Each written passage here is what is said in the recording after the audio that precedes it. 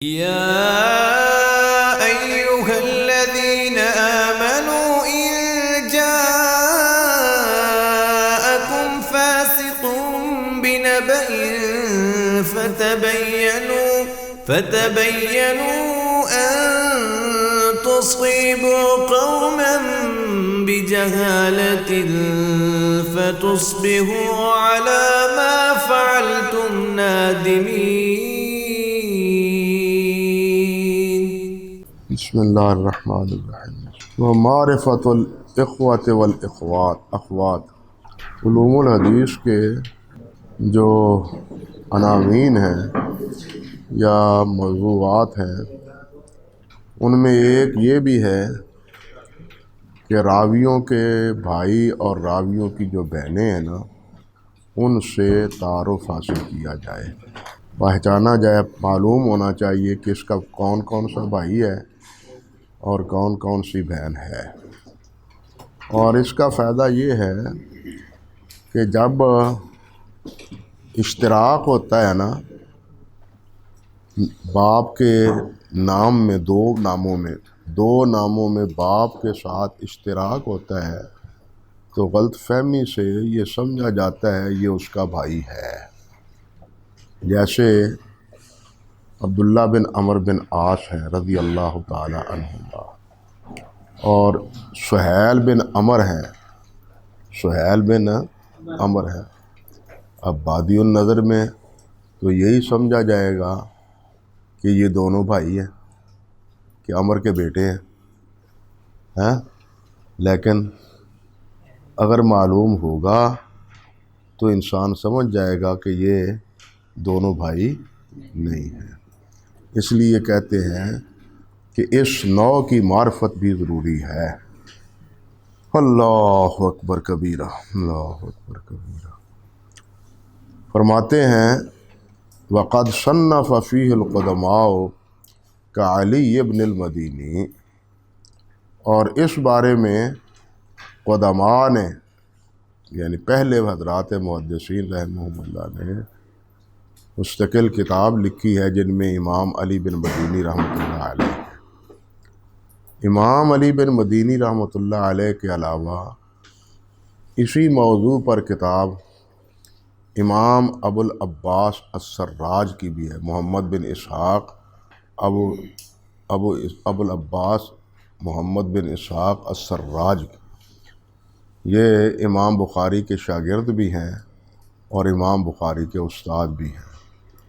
ان کی جو تاریخ ہے امام سراج کی، حافظ ابن حجر رحمۃ اللہ علیہ نے لکھا ہے کہ امام بخاری رحمۃ اللہ علیہ نے اپنی تاریخ کبیر میں ان کی تاریخ سے استفادہ کیا ہے، اور ان کی اس کتاب کا تذکرہ امام حاکم نے معرفت و علوم الحدیث میں کیا ہے۔ ان کی کتاب کا تذکرہ امام حاکم نے کیا ہے، معرفت و علوم الحدیث میں کیا ہے، صفحہ نمبر 152 پر۔ اللہ اکبر کبیرہ۔ اب یہ دونوں کتابیں مفقود ہیں، ہاں جی، دونوں کتابیں جو ہیں نا، اللہ آپ کا بھلا کرے، نہیں کہتے ہیں کہ یہ امام علی بن مدینی کی کتاب جو ہے نا یہ چھپی ہوئی ہے، لیکن ہمارے پاس اس کا کوئی نسخہ نہیں ہے، کم سے کم میری نظر میں وہ نہیں گزرا۔ البتہ اس کی اگر مثالیں دیکھنی ہوں بہت سی صحابہ کرام رضوان اللہ علیہ مجمعین میں، پھر تابعین میں، پھر اتباع التابعین میں، تو ان تینوں طبقوں کے حوالے سے، بلکہ یہ نیسابور کے علماء کے حوالے سے، محدثین کے حوالے سے بہت سے اسماء کا اسی طرح ذکر کیا ہے امام حاکم رحمۃ اللہ علیہ نے اسی نوع کے تحت معرفت علوم الحدیث۔ اس میں یہ صحابہ کے بارے میں بھی، جس طرح کے صحابہ میں رضی اللہ تعالی عنہم میں حضرت عمر ہیں اور زید ہیں، یہ دونوں خطاب کے بیٹے ہیں، عمر اور زید رضی اللہ تعالیٰ عنہما، یہ دونوں حضرت خطاب کے کیا ہیں، بیٹے ہیں۔ یا اسی طرح عبداللہ بن عتبہ ہے، اللہ اکبر کبیرہ، عبداللہ اور عتبہ ہے، عبداللہ بن مسعود اور عتبہ بن مسعود، سمجھے بات۔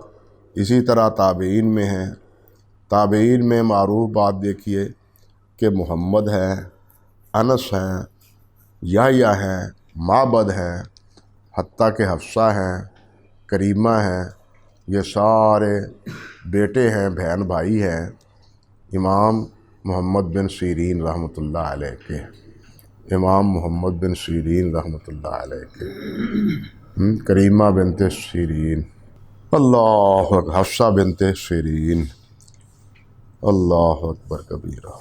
اور اس کی بہت سی، اس طرح محمد ہیں وہ اپنے بھائی سے روایت کرتے ہیں یحییٰ سے، اور وہ اپنے بھائی سے روایت کرتے ہیں انس سے، اور انس روایت کرتے ہیں حضرت انس رضی اللہ تعالی عنہ سے، جو معروف روایت ہے لبیک حجن حقاً تعبداً و رقاً، یہ تلبیہ کے وقت یہ روایت بھی حضرت انس سے منقول ہے، دارقطنی میں خطیب نے ذکر کی ہے، مجمع الزوائد میں ہے اور دوسری کتابوں میں۔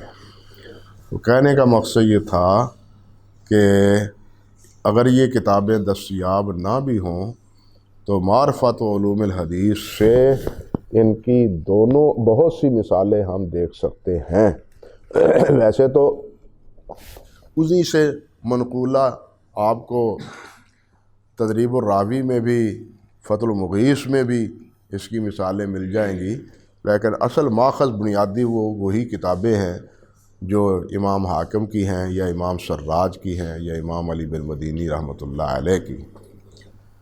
فرماتے ہیں وَمِنَ الْمُهِمِّ أَيْضًا، اور یہ بھی ایک اہم نوع ہے معرفت و آداب الشیخ و طالب، کہ شیخ کے آداب کیا ہیں اور طالب علم کے، حدیث کے طالب علم کے وہ آداب کیا ہیں۔ یہاں بنیادی طور پر پہلے یہ بات ذہن نشین رہنی چاہیے کہ اس موضوع پر 3 بڑی کتابیں ہیں، 3 بڑی کتابیں ہیں، اور تینوں ہی تقریباً معاصر ہیں، تقریباً تھوڑے سے مؤخر ہیں ایک، لیکن خطیب بغدادی اور حافظ ابن عبد البر رحمۃ اللہ علیہ یہ تو دونوں ہی معاصر ہیں۔ اتفاق ہی دیکھیے کہ ایک ہی سال میں ان کا انتقال ہوا ہے، ایک مغرب میں ہے، ایک مشرق میں ہے۔ ابن عبد البر کا لقب حافظ المغرب ہے اور خطیب بغدادی کا لقب حافظ مشرق ہے۔ حافظ مشرق خطیب بغدادی کی کتاب الجامع لاخلاق الراوی والسامع ہے۔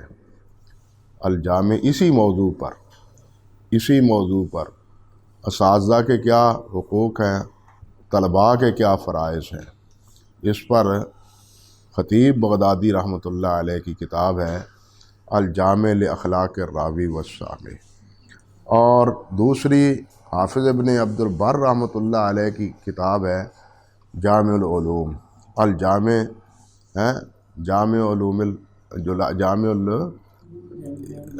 جامع علم الحدیث، یہ دو بیان العلم، جامع بیان العلم، خطیب بغداد ابن عبد البر رحمۃ اللہ علیہ کے 2 حصوں میں ہے یہ، اور وہ بھی 2 جلدوں میں ہے، یہ بھی 2 جلدوں میں ہے۔ اور تیسری کتاب ہے امام بہقی رحمۃ اللہ علیہ کی المدخل فی السنن، المدخل فی السنن، سنن کا انہوں نے ایک مدخل لکھا ہے، یعنی طریقہ کار، جس میں حدیث کی حجیت بھی ہے، صحابہ کرام کے تذکرے بھی ہیں، اور اساتذہ اور تلامذہ ان کے جو آپس میں حق حقوق ہیں ان کا بھی تذکرہ انہوں نے خطیب ابن امام بہقی رحمۃ اللہ علیہ نے کیا ہے۔ اور اسی موضوع پر کہنا چاہیے سب سے ایک جامع کتاب ہے، اللہ آپ کا بھلا کرے، جو بدر الدین ابن جماعہ رحمۃ اللہ علیہ کی کتاب ہے تذکرۃ السامع والمتعلم، تذکرۃ السامع والمتعلم، چوتھی کتاب اسی موضوع پر، اور اس میں زیادہ تفصیل تو نہیں ہے لیکن عناوین موضوعات اس حوالے سے کافی انہوں نے جمع کیے ہیں۔ علامہ امام بدر الدین ابن جماع رحمۃ اللہ علیہ جو 733 میں جن کا انتقال ہوا تھا۔ تو بہرحال اس موضوع پر یہ 4 کتابیں ہیں جن سے ہم اس موضوع کا استیاب کر سکتے ہیں اللہ رب العزت کی توفیق سے۔ اب چلیں آگے۔ اللہ ویشترکان فی تصحیح النیہ، استاد ہو یا شاگرد ہو، شیخ ہو یا طالب ہو، یہ دونوں مشترک ہیں کہ نیت صحیح ہونی چاہیے۔ حصول علم کی نیت صحیح ہونی چاہیے۔ امام بخاری رحمۃ اللہ علیہ نے تو پہلی حدیث ہی یہ ذکر کر کے انما الاعمال بالنیات اشارہ کر دیا ہے کہ تمام اعمال کا دار و مدار کیا ہے، وہ نیت پر ہے کہ ہم یہ علم کس لیے پڑھ رہے ہیں، کس لیے پڑھا رہے ہیں۔ اس لیے پڑھا رہے ہیں کہ کسی مسجد کے خطیب لگ جائیں گے، کسی مدرسے میں پڑھانے لگیں گے، تنخواہ مقرر ہو جائے گی، گزر بسر اچھی ہو جائے گی اطمینان کے ساتھ۔ اگر یہ نیت ہے تو خاسرت دنیا والآخرہ، تو پھر خاسرت دنیا والآخرہ۔ اصل چیز یہی ہے کہ نیت یہ ہونی چاہیے کہ ہم نے اس علم سے پہلے اپنے آپ کو سنوارنا ہے، پھر مخلوق انسان کی مخلوق جو ہے باقی ان کو اس کی تعلیم دینی ہے۔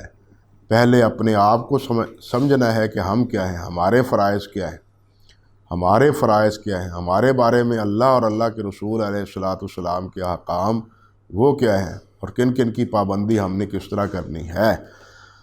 اللہ اکبر۔ پہلی نیت تو یہ ہے، استاد کی نیت بھی یہی ہونی چاہیے اور شاگرد کی نیت بھی یہی ہونی چاہیے، ورنہ بھائی پھر وہی بات جو آپ نے حدیث میں پڑھی ہے حضرت ابو ہریرہ رضی اللہ تعالیٰ عنہ کی، اور دوسری حدیث میں بھی قیامت کے دن پوچھا جائے گا عالم سے، قاری سے، تو یہ تو کہے گا کہ میں نے اس لیے پڑھا ہے، لیکن اللہ ذوالجلال فرمائیں گے کہ تم نے جھوٹ بولا ہے، تو اس لیے پڑھتا تھا تاکہ لوگ کہیں کہ بڑا بڑا عالم ہے جی، بہت شیخ الحدیث ہے، بہت بڑا قاری ہے۔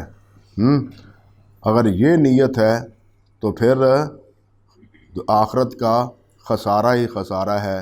دنیا میں شہرت ہو جائے گی، دنیا میں لوگ آؤ بھگت کریں گے، دنیا میں خدمت گزار ہوں گے، لیکن آخرت میں ان کا ما لہم فی الآخرۃ من خلاق، آخرت میں ان کا کوئی حصہ نہیں۔ اس لیے سب سے پہلی بات یہی ہے کہ ہمیں اپنی نیتوں کو درست کرنا چاہیے۔ امام ابو النصر سجزی رحمۃ اللہ علیہ، امام ابو النصر سجزی رحمۃ اللہ علیہ کے بارے میں تذکرۃ الحفاظ میں اور سیر میں یہ بات لکھی ہوئی ہے کہ یہ جس وقت اصبہان میں پڑھنے کے لیے گئے ہیں تو جیسے کہتے ہیں نا، ہونہار ابرو کے چکنے چکنے پات، طالب علمی کے دور میں ہی ان کی شہرت ہونے لگی تھی کہ یہ بڑے محنتی ہیں اور بڑے ہی صاحب علم ہیں۔ تو ایک خاتون آئی ان کی خدمت میں، آگے کہنے لگی جی کہ میں کچھ آپ کی خدمت کرنی چاہتی ہوں۔ فرمایا کیا خدمت کرنا چاہتی ہو؟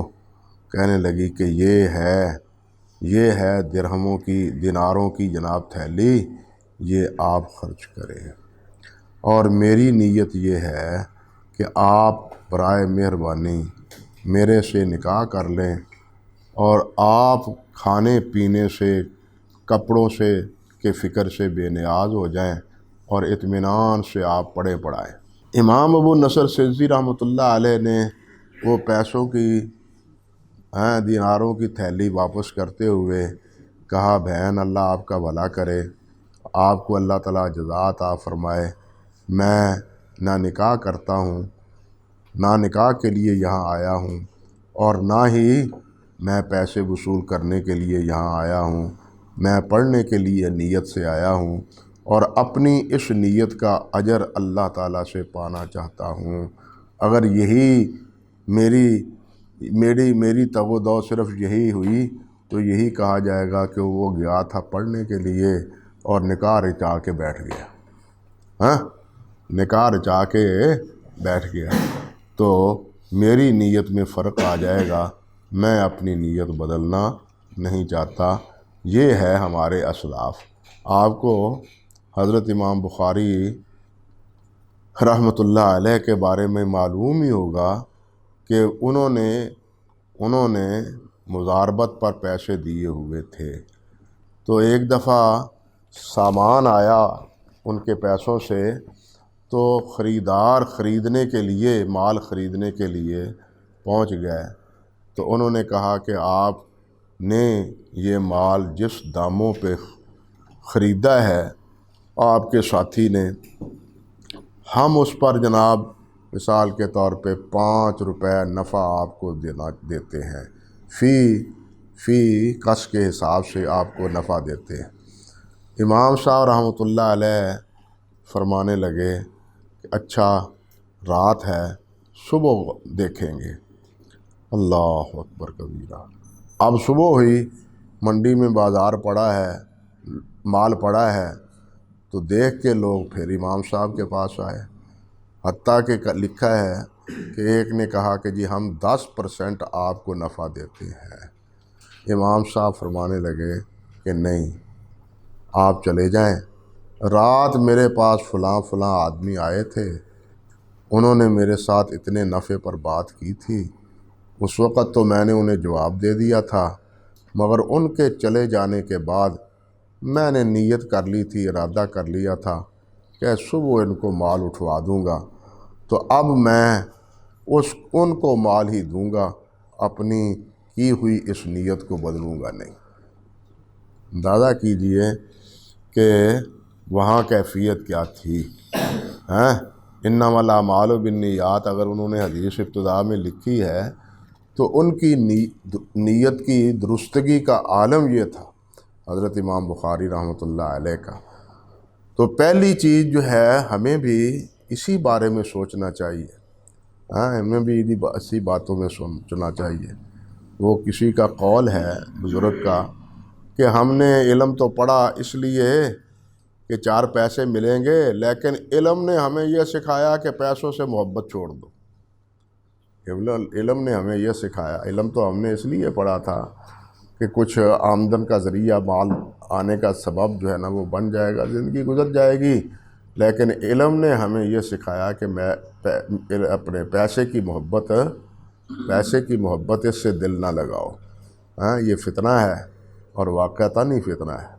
اللہ سبحانہ و تعالیٰ اس فتنے سے محفوظ رکھے اور اللہ ذوالجلال ہماری نیتوں کو درست کرے۔ اللہ اکبر کبیرہ۔ مال جہاں اللہ سبحانہ و تعالیٰ کی نعمت ہے، اللہ کا فضل ہے، اللہ نے خود فرمایا وابتغوا من فضل اللہ، یہ اللہ کا فضل ہے، وابتغوا من فضل اللہ، اللہ نے حکم دیا ہے۔ اور ہم جو رات دن دعائیں کرتے ہیں، ربنا آتنا فی الدنیا حسنہ، یہی نہیں کہ صرف آخرت ہی نہیں، دنیا بھی، دنیا ہی نہ آخرت ہی نہیں سنورنی چاہیے، مومن کے لیے دنیا بھی سنورنی چاہیے، مومن کے لیے دنیا ہی سنورنی چاہیے۔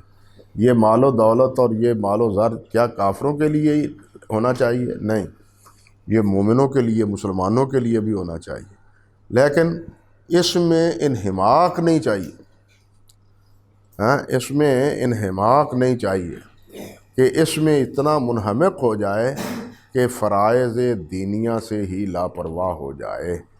یہ مال جو ہے یہ باعث خطر ہے، یہ مال باعث خطر ہے، اور اگر یہی مال دین کی آبیاری کے لیے، دین کی خدمت کے لیے ہو تو یہ دنیا اور آخرت کے لیے نفع بخش ہے، تو یہ دنیا اور آخرت کے لیے کیا ہے؟ نفع بخش ہے۔ نیت تو یہی ہے۔ اب دیکھیے کہ صدقہ مال کا کرنا یہ بہت بڑی نیکی ہے، مال کا صدقہ کرنا بہت بڑی نیکی ہے، لیکن سب سے اچھا صدقہ کیا ہے؟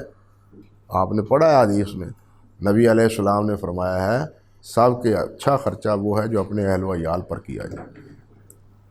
اس صدقے سے مراد یہ صدقہ فرضی نہیں ہے، وہ تو ہے انما الصدقات للفقراء والمہاجرین، اس سے مراد نیکی ہے، جس میں نبی علیہ الصلوۃ والسلام نے فرمایا جس طرح کہ تبسمک علی وجہ کا وجہ اخی کا صدقہ، حدیث میں آتا ہے نا تبسمک علی وجہ اخی کا، کہ خندہ پیشانی سے اپنے بھائی کو ملنا یہ بھی نیکی ہے، یہ نہ ہو بوسن قمطریرہ بنا ہوا ہو، تیور چڑھے ہوئے ہوں، ہر وقت وہ لاٹھی جو ہے وہ کندھے پر رکھی ہوئی ہو، نہیں ہونا چاہیے۔ انسان کو اپنے اخلاق سے پیش آنا چاہیے ہر مرحلے میں، اور اہل علم کو تو یہ اخلاق اپنے ہاتھ سے نہیں جانے دینا چاہیے کہ یہی اخلاق نبی علیہ الصلوۃ والسلام کا تھا تو تمام صحابہ کرام رضوان اللہ علیہ مجمعین آپ کے گرویدہ تھے۔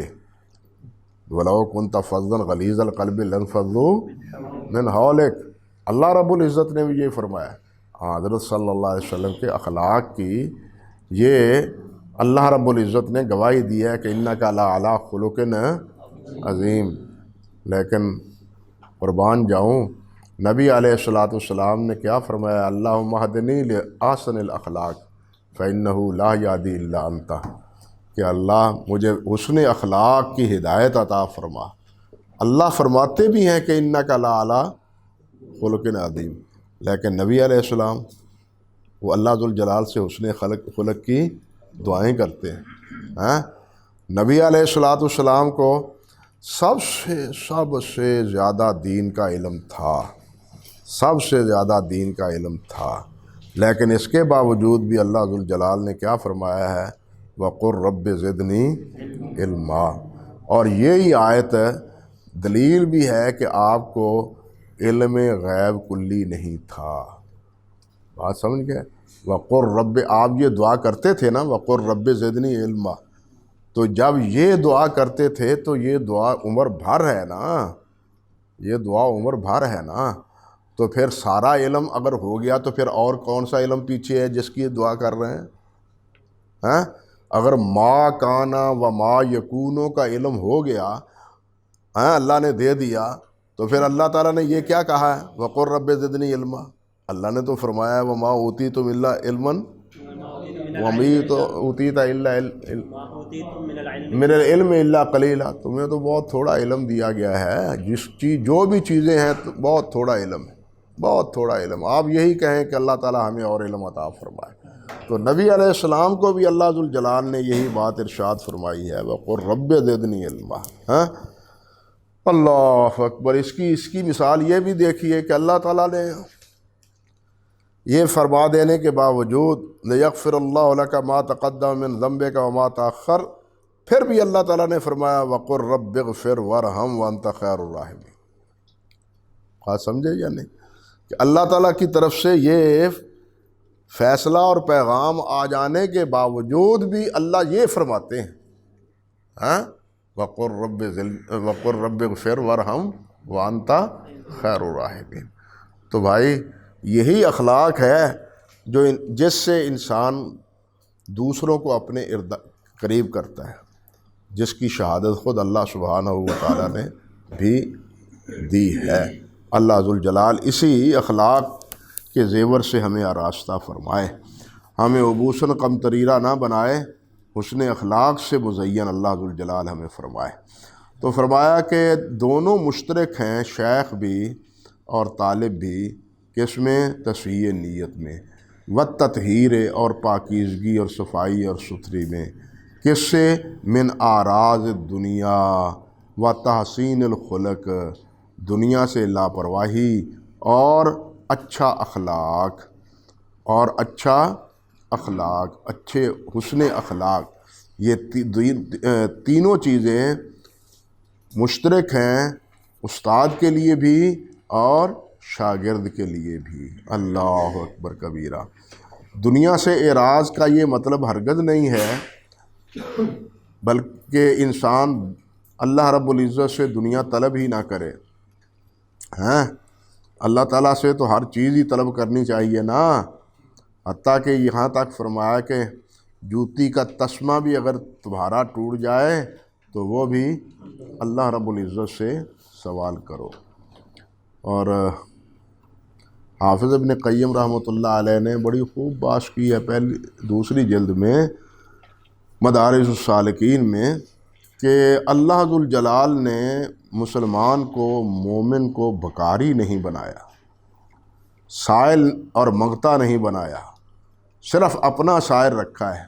لوگوں کے سامنے دست سوال پھیلانے سے رسول اللہ صلی اللہ علیہ وسلم نے سختی سے روکا ہے، اور حضرات صحابہ کرام رضوان اللہ علیہ مجمعین کا بھی یہ کیا تھا، یہی موقف اور یہی تھا۔ وہ کسی سے نہیں مانگتے تھے، کسی سے کچھ طلب نہیں کرتے تھے، جو مانگتے تھے وہ اللہ سبحانہ و تعالیٰ سے مانگتے تھے۔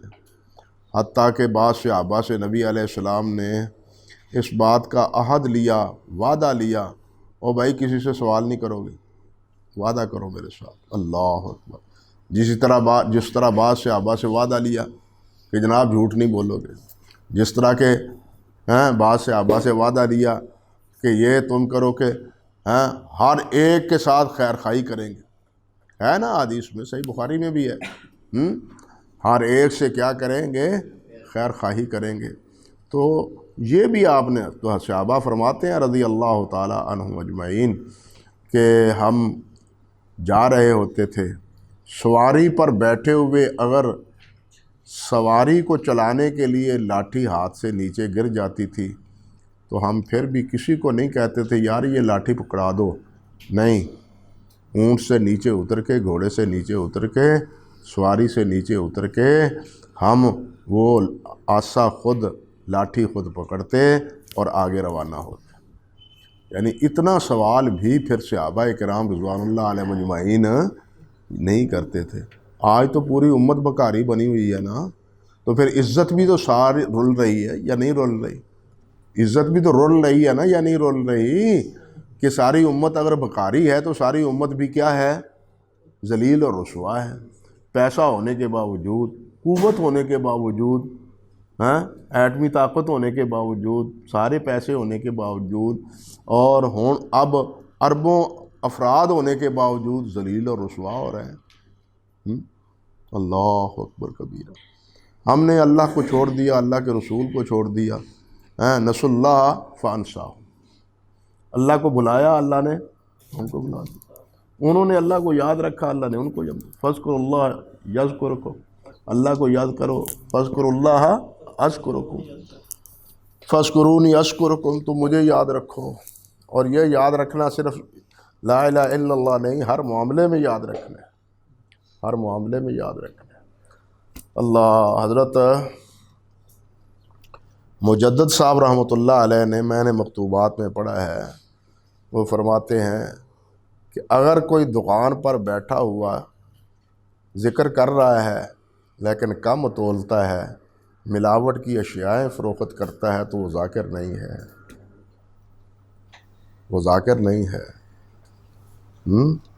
کہ اللہ کو یاد کرتا ہے اور پھر یہ غلط کام بھی کرتا ہے، یہ ناجائز کام بھی کرتا ہے، ملاوٹ کی چیزیں بھی فروخت کر رہا ہے، کم بھی توڑ رہا ہے، کیا اللہ کو یاد کرتا ہے؟ اللہ کو یاد کرنے کا مطلب تو یہ ہے کہ اللہ کی نافرمانی بھی چھوٹ جائے، سمجھے نا؟ اللہ کو یاد کرنے کا مطلب یہ ہے کہ اللہ کی نافرمانی چھوٹ جائے۔ اگر زبان سے وہ ذاکر ہے، جس طرح نبی صلی اللہ علیہ وسلم نے فرمایا لا یزال لسانک رطبا بذکر اللہ، اگر یہ وصف ہے لیکن جھوٹ نہیں چھٹا، چوری نہیں چھوٹی، غلط باتیں نہیں چھوٹی، تو پھر اس لا الہ الا اللہ کا زبانی ورد کرنے کا کوئی فائدہ نہیں ہے۔ اس کا فائدہ تو تبھی ہے کہ جب اللہ کی نافرمانی نہ ہو، اللہ کی معصیت نہ ہو، اللہ کے حکم کی مخالفت نہ ہو، پھر یہ ذکر ہے، سمجھے یا نہیں؟ یہ مجدد صاحب نے اپنے مکتوبات میں وضاحت فرمائی، اور بہت اچھی وضاحت۔ تو خیر، اعراض دنیا سے مطلب یہ ہے کہ انسان کے دل میں دنیا کی محبت جاگزی نہ ہو۔ دنیا کی محبت جاگزی ہوگی تو پھر کیا ہوگا؟ پھر اشیاء میں ملاوٹ بھی ہوگی، پھر کم بھی تولنا پڑے گا، پھر جھوٹ بول کے سودا بھی فروخت کرنا پڑے گا۔ بات سمجھے یا نہیں؟ بول دنیا سے محبت ہوگی تو لوگوں کے ساتھ دغا اور فراڈ اور فریب یہ بھی کرنا پڑے گا، کیونکہ مقصد کیا ہے؟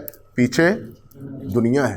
وہ کس ڈھب سے آئے، کس انداز سے آئے، کس عمل سے آئے، دنیا آنی چاہیے۔